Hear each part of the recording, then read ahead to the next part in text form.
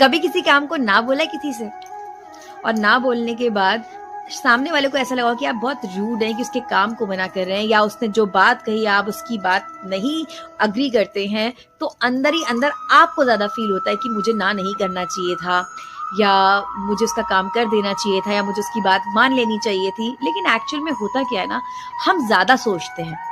मैं नेहा भट्ट आज फिर से आई हूँ कि कभी कभी ना बोलना भी कितना जरूरी होता है। एक्चुअल में जब हम छोटे होते हैं ना, और हमें जब किसी चीज का कोई मन नहीं करता, हम आसानी से बोल देते हैं। जब हम बहुत छोटे होते हैं, नहीं, मम्मी ने बोला खाना खाओ, नहीं, मम्मी ने बोला ये पानी पापा को दो, नहीं, सीधे साफ हम ये नहीं सोचते कि मम्मी को, दादी को, दादा को, पापा को किसको कैसा लगेगा। अब उससे थोड़ा और आगे चलते हैं, जब हम स्कूल जाने लग जाते हैं और अगर हमारी टीचर हमसे होमवर्क करने को कहती है या कोई काम करने को कहती है, और वहां पर जब हम ना कहते हैं तो हमारे जो फीडबैक्स हमारे रिजल्ट में आते हैं तो बड़े अजीब से होते हैं, जो आप सब लोगों ने देखे होंगे। अब थोड़ा और आगे चलते हैं, जब हम 9th-10th में आ जाते हैं, काफी मेच्योर एक सीढ़ी में चढ़ जाते हैं, फिर जब हम ना कहते हैं तो उसके जो फीडबैक्स होते हैं वो और गंदे होते हैं।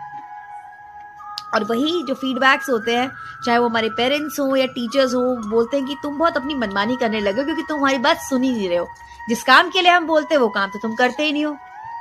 एक्चुअल में ना बोलना कोई कमजोरी नहीं है।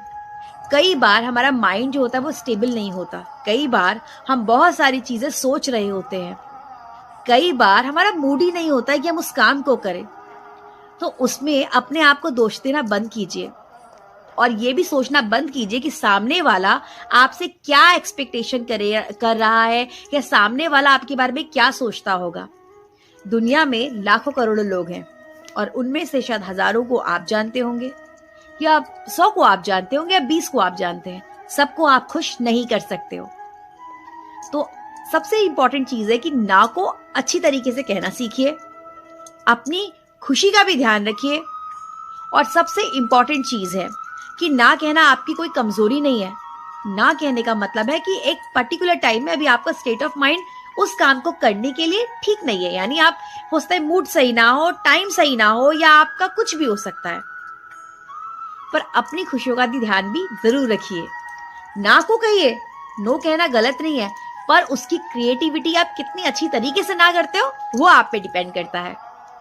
खुश रहना आपका अधिकार है, ना करना भी आपका अधिकार है, तो फिर टेंशन आप क्यों ले रहे हो। अपने आप को पॉजिटिव रखिए, अपने आप को दोष मत दीजिए।